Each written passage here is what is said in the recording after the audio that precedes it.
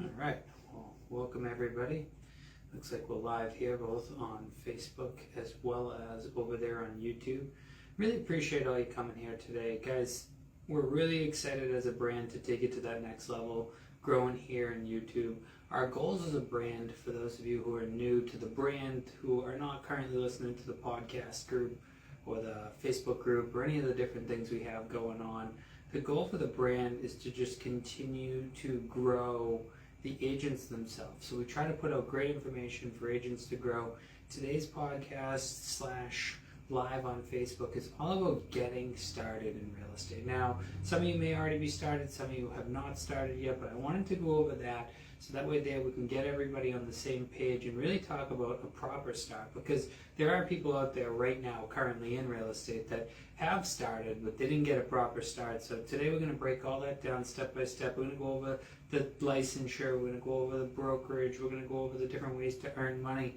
We're going to talk about building up market plans, but the true goal is the idea of how to get my career started in real estate. So follow us. If you find this content helpful, make sure to hit the subscribe button, hit the notifications so you always hear about future episodes, and tell other friends all about this episode and other episodes coming up, because we're going to be live every Thursday, 4:30 p.m. Eastern Pacific time. We're going to try to bring in different guest speakers. We're going to do live events on the road. We're going to do interviews. We're going to do all sorts of different ways to build up overall your real estate brand. So first off, let's talk about getting started, right? Getting started in real estate is all about one thing: licensure. Anytime you're a professional and you're working with somebody's whole entire life, so doctor, attorney, when it comes to the actual real estate agent, accountant, they're all licensed practices, right? Because the reason they require these licenses is they require that we protect our clients, right? Because if they just allowed anyone in real estate, we would have all sorts of troubles. So we have both federal licensing as well as we have local state licensing. Depending on the state, there's all sorts of different requirements, but here in Massachusetts, it's a 40-hour course. So the course can be taken both online or you can take it in person. There's all sorts of different versions of the course, but ultimately it needs to be a 40-hour course approved by the state. Once you finish the course, the next step is to get a test appointment. The test appointment is done through Person View, or otherwise known as PSI, but you book your appointment and you're able to then take the test. There's two tests really. The two tests, one of them is the federal and the other is the local. With the federal, once you pass that, typically, depending on the state, but most of the states are going to allow you to carry that federal credit over if you go for more than one license. So if you're going to try to license yourself in Mass and Rhode Island, that one there, I know from experience, you just need to get a certain lead paint certificate, letter of good standing. You need to show that you are insured, and then you're able to get that license. So reciprocation, as they call it in the licensure world, is a big deal. So the federal versus the state. So if you pass the federal or you pass the state, you didn't pass the other one, you're able to only take the one that you need to pass. The 70 or better is the current standard in Massachusetts, so 70 or better. So that's to become a real estate agent. In this state, you actually need 3 years experience, full-time, working as a real estate agent, plus you need to take a 60-hour course in order to get what's called a broker's license. So someone like myself, I own Movementum Realty. Movementum Realty is a local brokerage. In order to own that brokerage, I have to have a broker's license. Sometimes these terminology phrases are used kind of ambiguous. You hear broker and real estate agent used as if they are the same thing. But the truth be told, they are different. A broker can own versus an agent, where an agent actually works for someone that is a broker. So first off, you're going to get past that test, right? So you're going to go online, you're going to get signed up. If you notice down below in the description, we did throw a link there to Freedom Trail Realty School. We've had great success with students going there. They will be able to take care of you. You can do your continued ed through them as well. But go through that class, get registered for the test, pass the test. Now at this point, you're a licensed agent, right? And the next step and stage to the process would be to go and work for the broker. Because remember, an agent cannot receive commissions without having a broker that they work for. So as you go out and you find a broker, you want to look for a lot of things. One of the most important things, though, when it comes to starting your career in real estate is the idea that you need somebody who cares more about you than you think. You need somebody who's willing to take the time to put directly into you, the individual, versus the brand itself. Branding is important. To work with people who care about the brand is important, but when working as an agent, you want to find a mentor. You want to find a guide. It could be one of the agents, it could be a team member, but it should truly be your broker. Your broker should be working with you to grow your business. If your broker just really looks at you as a license to hang under their license, it's really not going to move the needle on your business. It's going to continue to feed their business, which doesn't feed your business.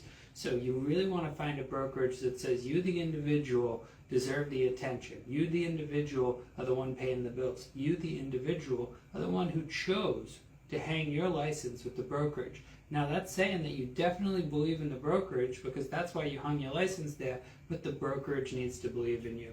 So finding a brokerage, I would interview multiple. I would find one that works best for you, that works best for the way you work. A lot of people push themselves to one or the other based on things. Be truthful to yourself. Don't just do it based on, oh, well, this one says they give me a higher commission split, or this one says they do this.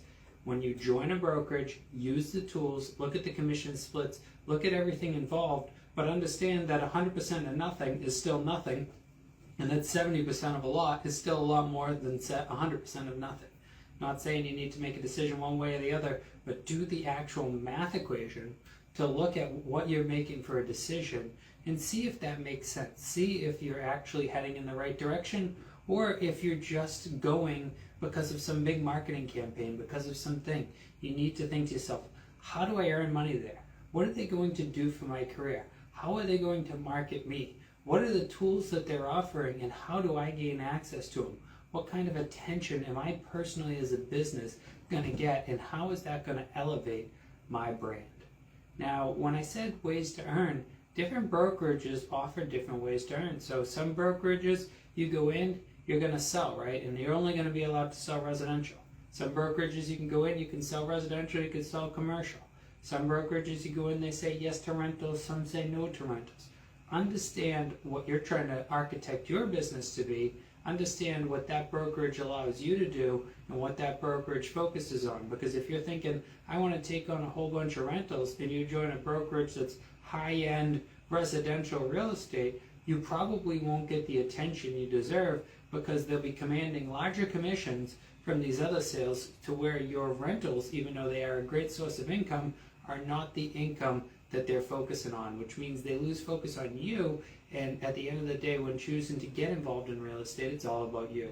The reason that people tend to get involved in the career of real estate is, 1, limitless earning potential, 2, the freedom of their own schedule, and 3, the fact that they want to run their own business. So yes, you are joining a brokerage, but ultimately you're running your own brand underneath the brand, as I keep saying there. Now, some of the brokerages offer recruitment. So my brokerage, we offer what we call ABH, which stands for Always Be Hiring. Some of them offer it based on profit sharing. Some of the brokerages offer it based on the idea of just getting people and you get a sign-on bonus. Looking at those and thinking to yourself, how can I make some other passive income, is actually some agents' key to success during different times. Like currently, market's very healthy, right? The prices are up, everything like that, but that healthy market has limited inventory. Limited inventory has meant limited sales, which means that some agents who are used to selling so many homes a year, their sales may be down currently, and they may be working for someone that doesn't offer them alternative ways to make money, such as recruitment. So agents who have these recruitment payouts, maybe it's profit share, maybe it's an earn out, whatever it is, they have alternative ways to make money. So when starting your career in real estate, thinking to yourself, okay, I can make money this way, they allow me to do that. The more doors that are open to you, the more ways that you can bring revenue into yourself, and you can continue to compound your success and not just have it be that if I'm not selling houses, I'm not making money. When you get enough agents working under you in the right recruitment strategy, you can actually be on vacation and still be getting paid for the real estate business that you've created, and you don't have to continue working on.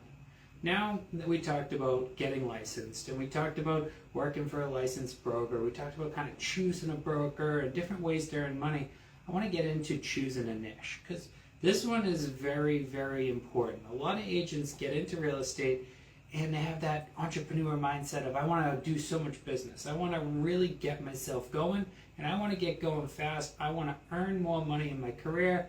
But they say, how are they going to do it? And they go, well, I'm going to do it to everybody.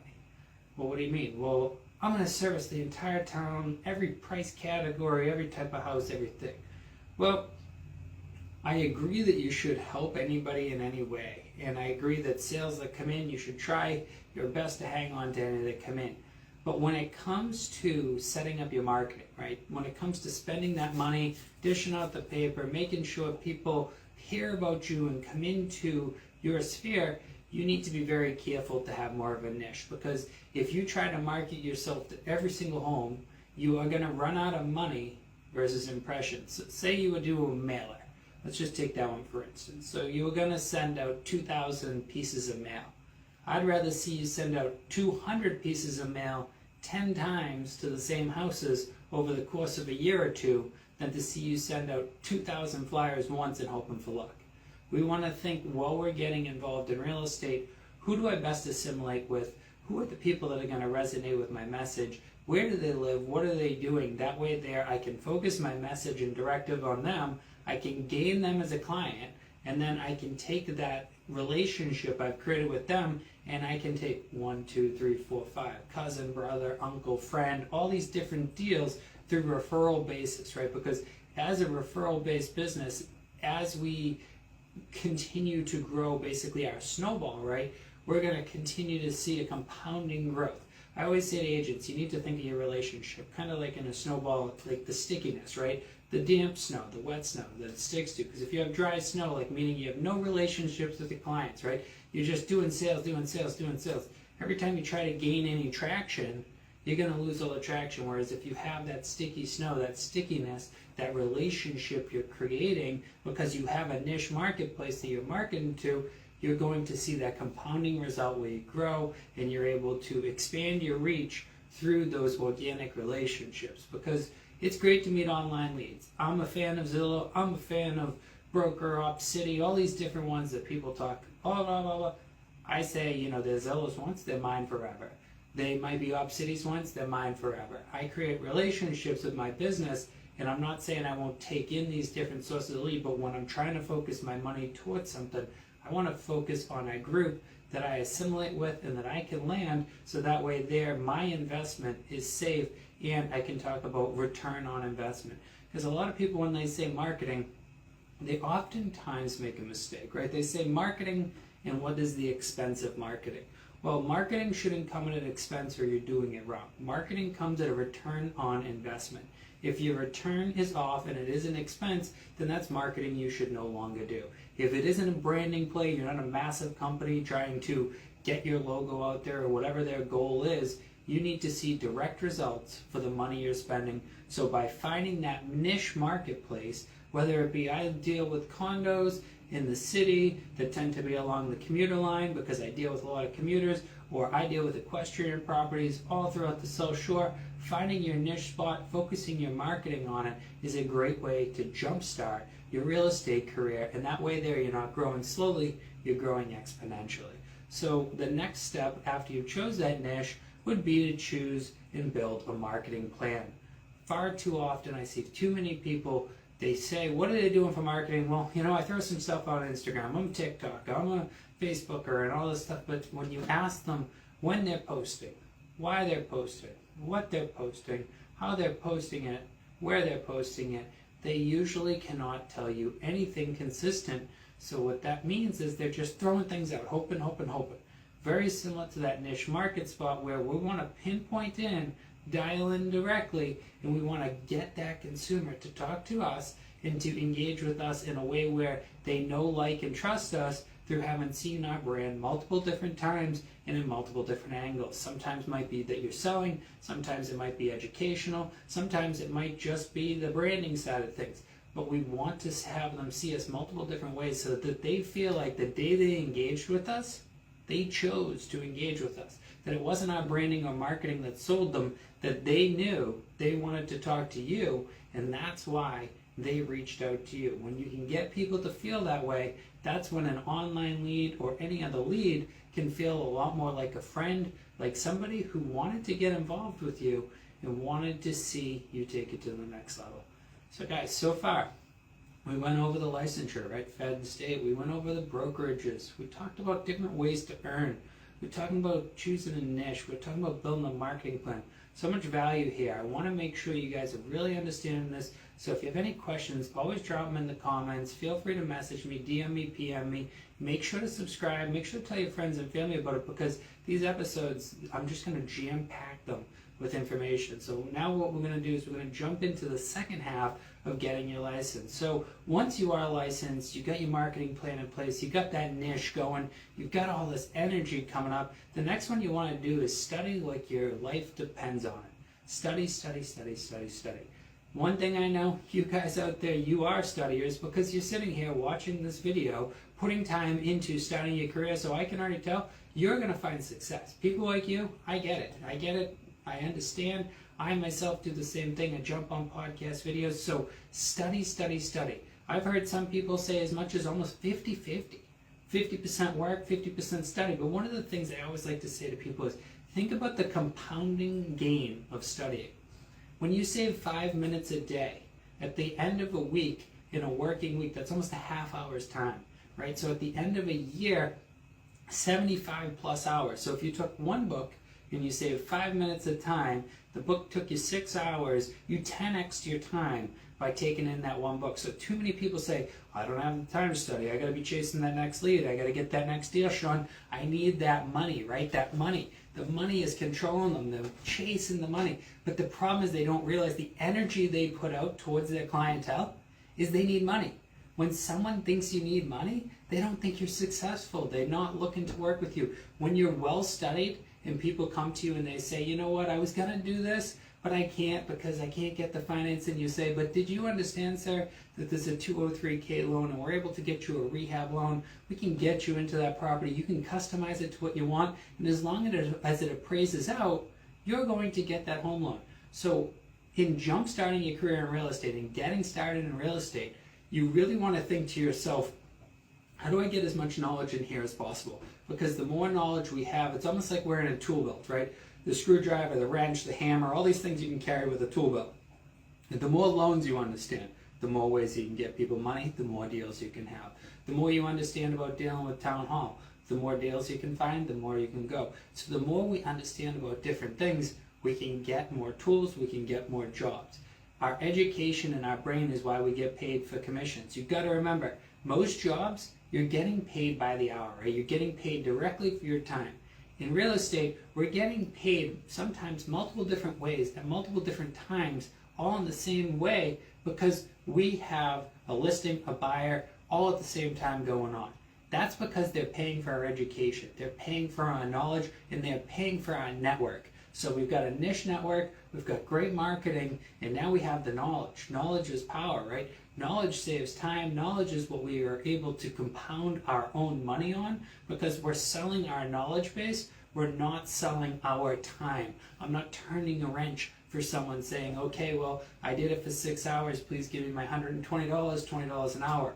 No, I can connect someone with one of my connections, and I can make $20,000, $100,000 commission, and I earned it. You know why? Because I created that relationship, because I created that knowledge, because I was willing to put myself where other people aren't, and where you're going right now, which is to educate yourself higher and to take education so serious that it's almost a second job. And it never ends, really, guys. And don't get discouraged by that. Get encouraged by that. Realize that it is so easy to continue to educate yourself in this modern day environment. We have Facebook, we have YouTube, we have all these podcasts, we have Inman, we have all these different articles. There is so many ways to educate yourself. So one of the best ways to get your career going in real estate is to really jump in full tilt boogie and to really pay attention to the idea of education. So study, study, study, study like a mofo. Now get out and tour. This one always surprises me. Agents get in, they're new or they're existing, and they don't understand inventory. When they go out on pricing and things like that, they go home and they're worried, oh my God, let me do a CMA, let me figure it out. You should know your market inside out. It's amazing to me how many agents I talk with. I call and I go to talk about some local listing and they have no idea what I'm talking about. And they're like, oh, I'm sorry, I don't have a buyer in that category right now. Well, if you only pay attention to real estate when you're asked upon, when the Zillow line rings, when the broker sends you a lead, when a friend calls you, you're already behind the gun, because one of the things you've got to understand about your real estate person, they're going to come in heavily educated. Why? They've been on the Zillow, they've been on the RPR, they've been on MLS, they've checked everything. Now they're looking to you, the real estate industry professional, to take their knowledge to the next level. But the question is, had you had that knowledge, or are you just sitting back hoping that the phone rings with someone live ready to go so you don't have to think about anything? The shame is that so many agents throw the thing up on MLS, they just kind of wing it, they throw it up there, they hope for the phone to ring, and they don't do anything with it. Don't be that agent. Get out and tour. Take advantage of the broker open houses, not only just to be there to see the property, to understand value, but also to network. Remember, it's a small industry. If there are two competing offers with the exact same terms on it, and the agent knows one agent and does not know the other agent, the determining factor of them accepting the offer with two similar and like terms is the fact that they have a relationship with you. How much does that mean to you when a commission's worth as much as $10,000? So in starting your career in real estate, I'd say get very involved in the community, get known by other agents, and treat everybody with respect. Because if you treat other agents with respect, they will respect you in the industry. It's like somebody, when it comes down to it, that doesn't respect people, doesn't get when their offers are denied later on. I know everyone thinks it's about money, but sometimes, guys, if you're dealing with two different agents and you say, this one's messy, they don't pay attention, they write bad offers, they don't check on their pre-approvals, they bring in unqualified clients, that's hurting their own business, and they're dragging their clients down. So if you meet an agent that always gets their offer denied, they never get it accepted, they can't figure out what they're doing wrong, it's not always just them giving bad guidance, which it could be due to lack of education, but sometimes it's due to having blackballed themselves for being so difficult to get along with. So go out there, get involved, go on tour. I'm going to drop two more subjects and then we'll leave it for another video. So guys, generate your sphere of influence. This one here, so many agents take lightly. If you're an existing agent, and if right now, me and you were sitting there face to face talking, and I said, let me see your sphere of influence. Can you produce it? If you can't, then look in the mirror and say, what the heck am I doing? Why am I wasting my time in a career that's based on relationships and not paying attention to the relationships I already have? Oh, they're not buying, they're not this, okay? The average person knows about 150 to 200 people, right? So if you think to yourself, you know 200 people, and those 200 people know 200 people, right? We move the zeros over, that's about, I think we got 40,000 people within a 1 or 2 contacts of us. So if you think out to the 6 levels, right, the 6 degrees of separation, you know people that are moving, because probably something like 1 in every 10 to 1 in every 20 people is moving every year on average, because of the fact that people are moving right around a 10-year average. So this means that you do know people that are moving, you just aren't front of mind. You are not trusted, you are not wanted, you are not doing what it takes to have your sphere of influence, know what you do, and to trust that you know what you're doing. So make sure to become the educator to your sphere of influence. Don't just call people, hey mom, what's up? You know anyone that wants to sell a house? No, bye. No, call people, check in with them, see how they're doing, be the connector, be the community leader, and then every once in a while drop in conversation, you know, hey, how's it going? Oh, it's going great, I just did a closing the other day. Remind them you do real estate, follow up, check in, be a better member of your community, be a better member of your family, and be a better member of your sphere. Get it organized, get it into the CRM system. If you're not using client relationship management software, you should look for another brokerage if they're not providing you with it. Flat out, straight up, if your brokerage does not provide you with CRM or is not influencing you to get into CRM, you need to leave, you need to move on. You need to use CRM so your sphere of influence is somewhere safe, that you know that you're following up with it on the regular. That way there you're getting the listings, you're recruiting the agents, and you're growing your business. Guys, I hope this first podcast / video episode here on YouTube helped you, as well as the Facebook group. Love you guys. Thanks for following along. please, please, please make sure to subscribe. Tell your friends about it. Share everything you can. We look forward to talking to you every single Thursday. If you haven't checked out the content schedule, please do so. Also check out realfactsonrealestate.com. We have the podcast, we have the newsletter, we have the weekly blog, we have the Facebook group, we have the Instagram, we have the Facebook page, we have the YouTube Live, YouTube Shorts, and all that other great free content, so that way you guys, the agents, can grow your business and you can find more success that directly influences your wallet and puts money there. Thanks again. I look forward to talking to you on the next episode.